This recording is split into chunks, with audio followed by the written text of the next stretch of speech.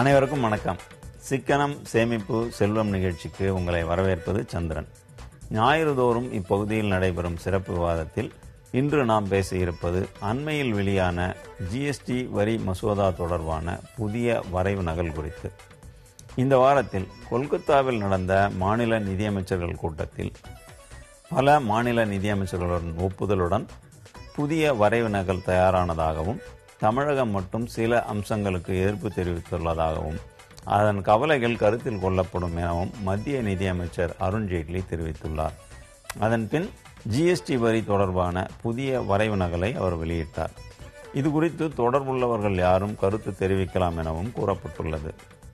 ஏற்கனவே அரசியல் சட்ட திருத்த மசோதாவில், அதாவது ஜிஎஸ்டி தொடர்பான அரசியல் சட்ட திருத்த மசோதாவில் காங்கிரஸ் கட்சி சில விஷயங்களில் எதிர்ப்பு தெரிவித்து வந்தது.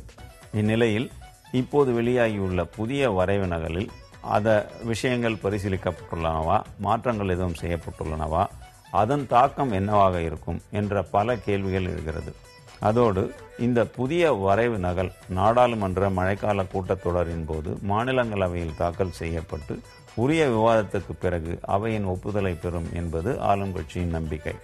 இந்நிலையில் அந்த புதிய வரைவு நகல் குறித்து பேச, அதன் அம்சங்கள் குறித்து விவாதிக்க நமது அரங்கத்திற்கு மறைமுக வரித்துறை நிபுணரும் ஆடிட்டருமான திரு ராஜேந்திரகுமார் வந்திருக்கிறார். அவருடன் விவாதத்தை தொடரலாம். வணக்கம் ஐயா. இப்போ இந்த 2 நாளைக்கு முன்னாடி வெளியான இந்த புதிய ஜிஎஸ்டி மசோதா, அதனோட வரைவு நகல், இதை நீங்க எப்படி பாக்குறீங்க? புதியன்னு சொல்றது பதிலா இதுதான் முதல் ஜிஎஸ்டி நகல் கவர்மெண்ட் ரிலீஸ் பண்ணியிருக்காங்க. ஏற்கனவே பாராளுமன்றத்தில் இருக்கிறது கான்ஸ்டிடியூஷன் அமெண்ட்மென்ட் பில், அதாவது இந்திய சாசன அரசியல் சாசன மாற்றி அமைக்கும் மசோதா. ஸோ இதுதான் முதலா அரசாங்கம் மக்களுக்கு முன்னாடி கொண்டு வர முதல் ஒரு டிராஃப்ட். இது இந்த பாலிசியை வரவேற்கிறோம். ஏன்னா நம்ம கண்ட்ரியில் ஒரு டிராஃப்டை ரிலீஸ் பண்ணிட்டு அதுக்கப்புறம் அதுலேருந்து உங்களுடைய கருத்துக்கள்லாம் கேட்டு அதன் பிற்பாடு சட்டம் மாறதுக்கு பதிலாக, சட்டம் ஆறது முதல் தடவை முன்னாடியே எல்லாம் பண்ணிட்டு கொண்டாந்து ரிலீஸ் பண்ணிடுவாங்க. ஆனால் இது நல்லபடியாக வெளியே கொண்டாந்துருக்காங்க. இப்போ நம்ம நாட்டில் பார்த்தீங்கன்னா எக்ஸைஸ் டியூட்டி, கலால் வரி, சேவை வரி, அப்புறம் வேட், அப்புறம் சென்ட்ரல் சேல்ஸ் டாக்ஸ், இதுதான் 4 முக்கியமான வரிகள் மறைமுக வரியில். இந்த 4 சட்டத்தையும் ஒன்றாக இணைத்து கொண்டு வரப்பட்டதான் இந்த ஜிஎஸ்டி பில். ஜிஎஸ்டின்னு சொல்ல முடியாது, இது சிஜிஎஸ்டி, எஸ்ஜிஎஸ்டி, ஐஜிஎஸ்டி.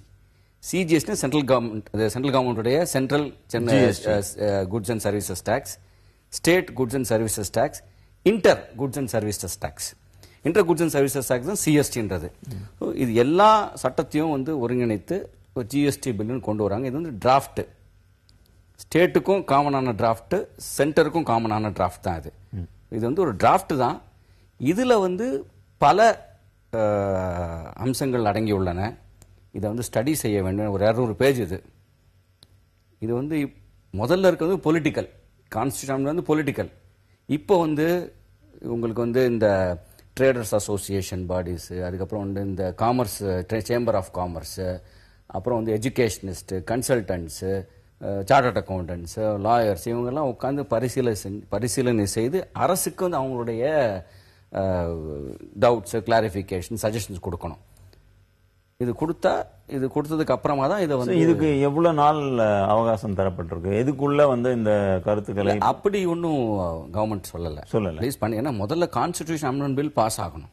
அந்த பில் பாஸ் ஆன பிறகுதான் இதை அரசாங்கம் இன்ட்ரோடியூஸ் செய்யலாம். சரி, அப்போ ஏற்கனவே மக்களவையில பாஸ் ஆகியிருக்கு அப்படின்னு சொல்லப்படுறதும் இந்த ஜிஎஸ்டி தொடர்பான அரசியல் சாசன திருத்த மசோதா தான் பாஸ் ஆயிருக்கு.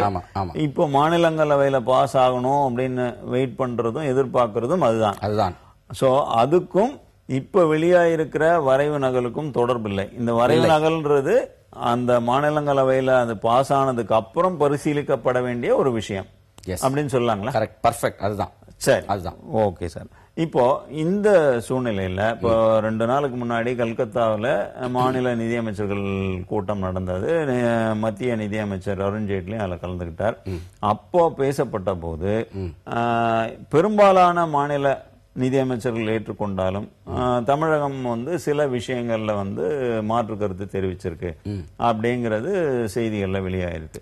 இப்போ தமிழகத்தை பொறுத்தவரையில 2 முக்கியமான விஷயங்கள் வந்து அப்ஜெக்ஷன் பண்ணியிருக்காங்க அப்படின்றது தான் தகவல். ஒன்று, அதாவது மாநிலங்களுக்கான வருவாய் இழப்பு ஏற்படாத லெவல்ல ஒரு அதாவது அந்த ஜிஎஸ்டி வரியோட அளவு இருக்கணும் அப்படிங்கிறதும் அது எவ்வளோ அப்படிங்கறத பற்றிய ஒரு பிரச்சனையும், அதே மாதிரி மாநில அரசுகளோட உரிமையை பாதிக்கக்கூடிய அளவு வந்து இந்த சட்டம் வந்து அமைஞ்சிடக்கூடாது அப்படிங்கிற மாதிரியும் சொல்றாங்க. இப்போ இந்த 2 விஷயத்துல இப்போ மாநில அரசு உரிமைகள் பாதிக்கப்படும் அப்படின்னு இவங்க தமிழகத்தின் சார்பில் கருத்து சொல்லியிருக்காங்க. இது எந்த வகையில மாநில அரசு பாதிக்கும் அப்படிங்கிற மாதிரி சொல்லலாம் சார்? தமிழ்நாடு மட்டுமல்ல, மேபி தமிழ்நாடுன்னு சொல்லியிருக்காரு அவரு, வேறு சில மாநிலங்களும் வந்து அமைச்சர்கிட்ட வந்து சொல்லியிருக்க இந்த மாதிரி சில சட்ட திருத்தங்கள் வந்து சரியா இல்லை. அது வந்து முழுக்க முழுக்க கான்ஸ்டிடியூஷன் அமெண்ட்மெண்ட் பில்ல இருக்கிற சட்ட திருத்தங்கள். அதாவது பாத்தீங்கன்னா ஜிஎஸ்டி கவுன்சில் அப்படின்னு ஒரு பாடி புதுசா உருவாக்குறாங்க. கான்ஸ்டிடியூஷன் அமெண்ட்மெண்ட் பில்லே இருக்கு, கான்ஸ்டிடியூஷன் ஒப்புதல் பெற்ற பாடி அது. இது பில் பாஸ் ஆகணும். அந்த ஜிஎஸ்டி கவுன்சிலுக்கு வந்து ஏராளமான பவர்ஸ் கொடுத்துருக்கோம். நம்ம என்னென்ன முக்கியமான என்னென்னா, ஒரு வரி ஏற்றத்துக்கு உண்டான பவர்ஸ், வரியை இறக்கிறதுக்கு உண்டான பவர்ஸ், இல்லை வந்து ஏதாச்சும் ஒரு எக்ஸம்ஷன் கொடுக்கணும்னா அவங்ககிட்ட தான் போய் நிற்கணும். அது ஜிஎஸ்டி சம்பந்தப்பட்ட எதுவாக இருந்தாலும் ஜிஎஸ்டி கவுன்சில் அப்படின்னு ஒன்று இருக்கு இல்லைங்களா, அதனுடைய ஒப்புதலை முதலில் பெற வேண்டும். சரி, அந்த கவுன்சிலோட தலைவர் வந்து மத்திய நிதி அமைச்சர், அவருக்கு வந்து வீட்டோ பவரும் இருக்கு அப்படின்னு சொல்றாங்க. அதைத்தான் மாநில அரசு எதிர்க்கிறதா? அதை மட்டும் எதிர்க்கவில்லை, அதையும் எதிர்க்கிறாங்க. அது மட்டும் இல்ல, ஜிஎஸ்டி கவுன்சிலுக்கு எவ்வளவு ஸ்வீப்பிங் பவர்ஸ் தரப்படக்கூடாது. ஒரு மாநில நிதி அமைச்சருக்கும் வந்து ஒரு பவர் இருக்கணும். ஒரு ஸ்டேட் வந்து should have power to decide. ஒரு எமர்ஜென்சில எல்லாத்துக்கும் வந்து ஜிஎஸ்டி கவுன்சிலுக்கு போறது வந்து ஒரு சாத்தியமாகாத ஒன்று. அதை மாற்றி அமைக்கணும். அது இப்போவே நீங்க வந்து சட்ட திருத்தத்தில் மாட்டினாதான் உண்டு. அப்படி நீங்க மாத்தலன்னு வச்சுக்கோங்களேன், அது சட்டமாயிடும். கட்டாயம். அது திரும்பி அதை மாற்றுறது கஷ்டம். கட்டாயம். ஏன்னா இது நம்ம அவசியமா இருக்கிறது எதனால அப்படின்னா, நம்ம வந்து ஃபெடரேஷன் ஆஃப் ஸ்டேட்ஸ், அதாவது பல மாநிலங்கள் இணைந்து உருவான ஒரு இந்திய ஒன்றியம் அப்படிங்கிறது தான் இது. அப்படி இருக்கும்போது மாநிலங்களுக்கான அதிகாரங்களை எல்லாம் வந்து மத்திய அரசு முடிவு பண்ணும் அப்படிங்கறத வந்து ஏற்க முடியாதுங்கிறது சரியான வாதம் தான். இது தவிர வேறு என்ன விஷயங்கள்ல வந்து நம்ம தமிழகமோ இல்ல மற்ற மாநிலங்களோ இந்த ஜிஎஸ்டி பில்லை பொறுத்தவரை அப்ஜெக்ஷன் ரைஸ் பண்றாங்க? முக்கியமா வந்து rate of tax. Rate of டாக்ஸ்ன்றதே வந்து ஒரு பெரிய ஒரு கேள்விக்குறி. அடுத்த மாசம், அதாவது ஜூலை மாசத்துல நம்ம சீஃப் எக்கனாமிக் அட்வைசர் வந்து ஒரு பிரசன்டேஷன் கொடுக்க போவார் எம்பவர்டு கமிட்டிக்கு. அதில் என்ன ரேட் ஆஃப் டாக்ஸ் வரப்போகுதுன்னா அவருக்கு கொடுத்துருக்காங்க அந்த டெசிஷன், நீங்கள் சஜஸ்ட் பண்ணுங்கன்னு சொல்லி. ஸோ ரேட் ஆஃப் டாக்ஸ்லேயே ஸ்டேட்ஸ் அப்ஜெக்ஷன்ஸ் இருக்குது. ஏன்னா பொதுவாக வந்து 4 ஏடுகள்லாம் பார்த்தீங்கன்னா 18% வரலாம் அப்படின்னு இருக்கு. அதுலேயும் வந்து கவர்மெண்ட்டுடைய அப்போசிஷன் இருக்குது. அதே மாதிரி நுணுக்கமாக நீங்கள் பார்க்க சொன்னீங்க, இப்போ பார்த்தீங்கன்னா பிளேஸ் ஆஃப் சப்ளை அப்படின்னு ஒரு டெஃபினேஷன் இருக்குது. அதில் இப்படிலாம் இருக்கக்கூடாது அப்படின்னு சொல்லியிருக்காங்க. அது வந்து சில வெவ்வேறு பாயிண்ட்ஸ் இருக்கு. கட்டாயம் சார். இன்னும் இப்போ சம்பந்தமாக விரிவாக பேசலாம். ஒரு சிறிய இடைவேளைக்கு பிறகு நேயர்களை சற்றே காத்திருங்கள். மாநிலங்களோட பல பிரச்சனைகளை வந்து இதை அட்ரஸ் பண்ற விஷயமா இருக்கும்னு சொல்றாங்க. இந்த ஜிஎஸ்டி பில் ஈவன் இப்போ நடந்துகிட்டு இருக்க வணிகத்துல, வியாபாரத்துல எல்லாம் கூட பல மாற்றங்களை கொண்டு வரும். இப்போ ஏன்னா வரிகள் எல்லாம் வந்து பல வரிகளை ஒருங்கிணைக்கிறதுனால ஒரு புதிய மாதிரி சூழல் உருவாகும் அப்படிங்கிற மாதிரியான ஒரு கருத்து சொல்லப்பட்டிருக்கு. அந்த மாதிரியான ஒரு சூழல் வரும்னு நீங்க நினைக்கிறீங்களா? உங்க பார்வையில இந்த புதிய வரைவு நகலை படிச்சதுக்கு அப்புறம் என்ன சொல்ல விரும்புறீங்க? நீங்க வந்து பிராங்கா நான் சொல்லணும்னு சொன்னா, இந்த வரைவு நகலை வந்து அப்படியே பாஸ் பண்ணிட்டாங்கன்னா எல்லா விதமான ட்ரேடர்ஸ், பிசினஸஸ், மேனுஃபேக்சரர்ஸ் யாரா எடுத்தாலும் சரி, கூடுதல் சுமை, அதாவது அட்மினிஸ்ட்ரேஷன் காஸ்ட் வந்து ஒரு கூடுதல் சுமையாக இருக்கும். ஏன் இருக்கும்னா, கம்ப்ளீட்லி வந்து எலக்ட்ரானிக் தான். அதாவது கணினி மூலமாக தான் நீங்கள் எல்லாமே செய்யலாம். ஒரு இன்வாய்ஸ், ரிட்டர்ன் தாக்கல் செய்கிறது, ரெஜிஸ்ட்ரேஷன் எல்லாமே.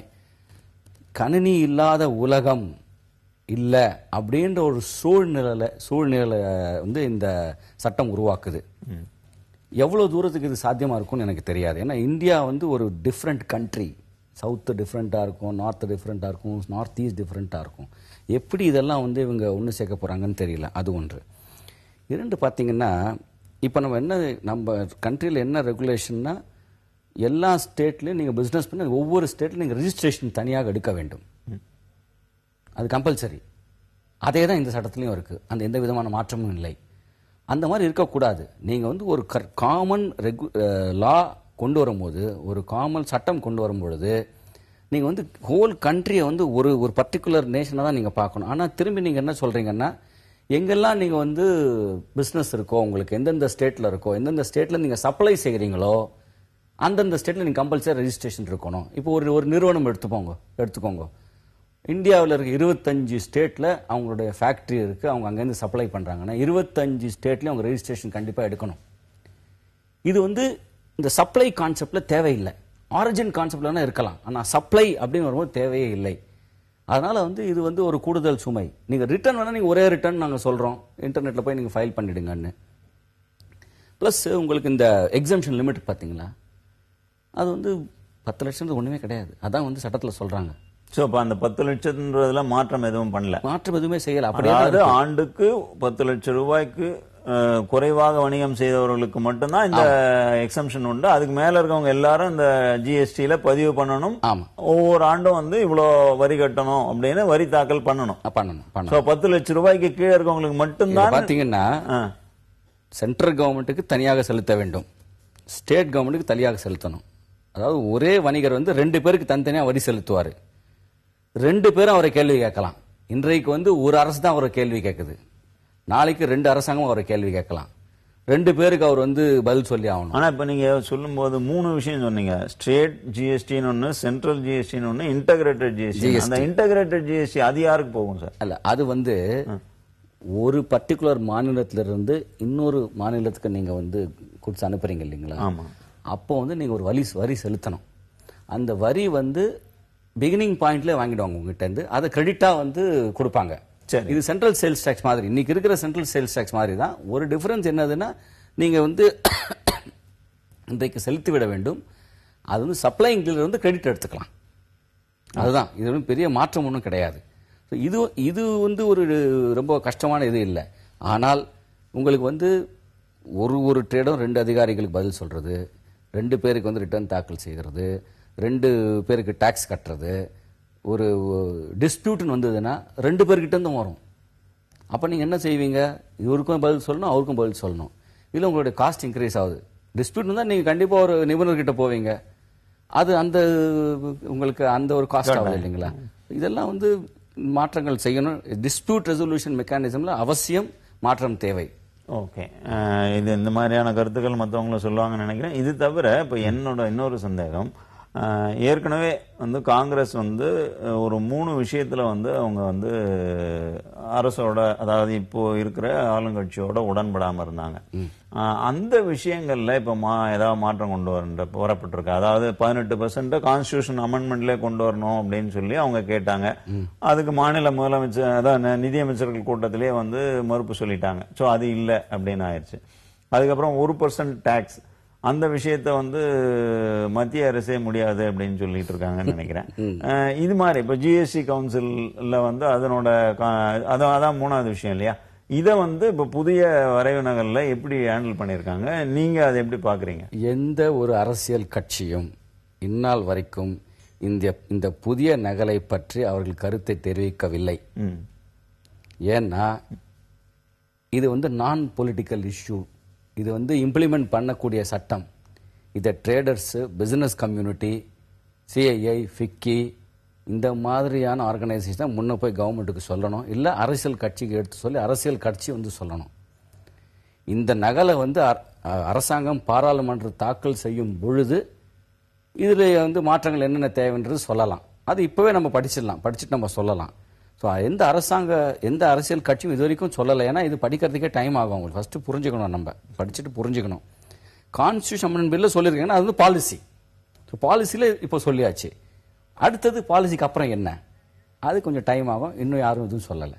சரிங்க சார். இப்போ இது தவிர இந்த ஜிஎஸ்டி பில்லில் எல்லா பொருட்களுக்கும் நாடு முழுக்கும் ஒரே அதாவது ஒரே மாதிரியான வரி அப்படிங்கிறது தான் சொல்லப்படுது. ஆனால் இதுல வந்து பெட்ரோலிய பொருட்களுக்கும் மது புகையிலை இதுக்கு மட்டும் எக்ஸம்ஷன் கொடுத்துருக்காங்க. இப்போ மது புகையிலை இந்த ரெண்டு விஷயத்த ஒன்னா கூடுதல் வரி விதிக்க வேண்டிய சமாச்சாரங்கள். ஏன்னா இது வந்து மக்கள் உடல்நிலையை கெடுக்கும், அதனால அது சின் டாக்ஸ் என்ற ஒரு வார்த்தையை கூட அதுக்கு பயன்படுத்துறாங்க. அதனால மதுவும் புகையிலைக்கும் கூடுதல் வரி விதிக்கிறது வந்து மக்கள் நலம் சார்ந்தது அப்படின்னு ஏத்துக்கலாம்.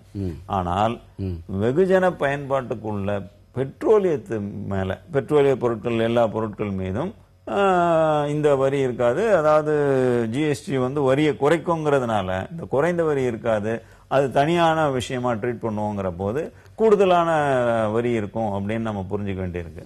ஏன் அதை அப்படி பண்ணிருக்காங்க? இது வந்து இதுதான் வந்து நான் சொன்னேன், ஜிஎஸ்டி கவுன்சில். நீங்க இந்த கான்ஸ்டிடியூஷன் அமெண்ட்மென்ட் பில்ல பாத்தீங்கன்னா இந்த பவரை ஜிஎஸ்டி கவுன்சில் கொடுத்துருக்காங்க. அதாவது எப்போ ஜிஎஸ்டி கவுன்சில் ரெக்கமெண்ட் செய்யுதோ அப்போ பெட்ரோலியம் ப்ராடக்ட்ஸை கூட ஜிஎஸ்டியில் கொண்டு வந்துடலான்னு சொல்லி. இது தவறு. ஏன்னா பெட்ரோலியம் ஒரு கமாடிட்டி, மிக மிக ஒரு முக்கியமான கமாடிட்டி இன்னைக்கு ட்ரேட் அண்ட் இண்டஸ்ட்ரியில்.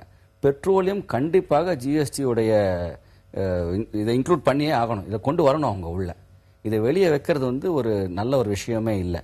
உங்களுக்கு கண்டிப்பாக இன்ஃப்ளேஷன் ஜாஸ்தி ஆகும். உங்களுக்கு வந்து பெருசாக வரி குறைஞ்சதுனால வந்து ஒரு பிரைஸ் குறையுன்றது சொல்ல முடியாது. ஏன்னா பெட்ரோலியம்ன்றது பெரிய பிரைஸ், அது இப்பவே ஏற்கனவே வந்து பெட்ரோலியத்து மேல மாநில அரசு மத்திய அரசு வந்து கிட்டத்தட்ட சேர்ந்து பார்த்தா 50% மேல அதனோட விலையில வந்து வரியா தான் செலுத்திட்டு இருக்கிற ஒரு சூழல் இருக்கு.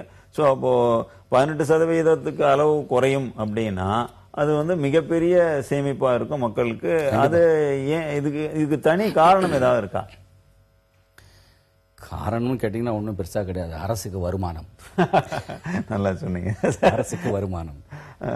அரசுக்கு வந்து ரொம்ப ரொம்ப சுலபமாக வரக்கூடிய வருமானம் எது? பெட்ரோல், மது, சிகரெட். ஈஸி, ரொம்ப ஈஸி.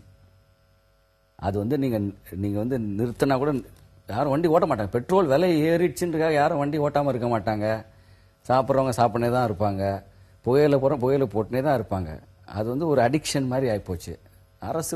அரசுக்கு பயம், கொண்டு வந்த வருமானம் அரசுக்கு ஏதாச்சும் பாதிக்குமோ. இதுல ஸ்டேட் அப்ஜெக்ஷன் சிவியரா வரும். நீங்க பாத்தீங்கன்னா இதை வந்து தொட்டாங்கனாலே பல ஸ்டேட் அப்ஜெக்ஷன் வரும். அதனால தொடாம இருக்காங்க. அதான் எனக்கு தெரிஞ்ச ஒரு ரீசன். ரொம்ப நல்லா சொன்னீங்க சார். இன்னும் இதுல பேச வேண்டிய விஷயங்கள் நிறைய இருக்கிறது. ஆனால் நமக்கு கொடுக்கப்பட்ட நேரம் நிறைவு பெற்றதால் நிகழ்ச்சியை நிறைவு செய்ய வேண்டிய கட்டாயத்தில் இருக்கிறோம். எங்களது அழைப்பை ஏற்று எங்கள் அரங்கத்திற்கு வந்திருந்து இப்போ ஜிஎஸ்டி புதிய வரைவு மசோதா வெளியானது, அது பற்றிய உங்களோட கருத்துக்களையும் அது எந்த வகையில் தாக்கத்தை உண்டாக்கும் அப்படிங்கிற வகையிலையும் ரொம்ப நல்ல விளக்கம் சொன்னீங்க. இதற்காக இந்த எங்களுடைய நேயர்கள் சார்பிலும் எங்கள் நிலையத்தின் சார்பிலும் உங்களுக்கு நன்றியை தெரிவித்துக் கொள்கிறோம். நன்றி. நன்றி. நன்றி.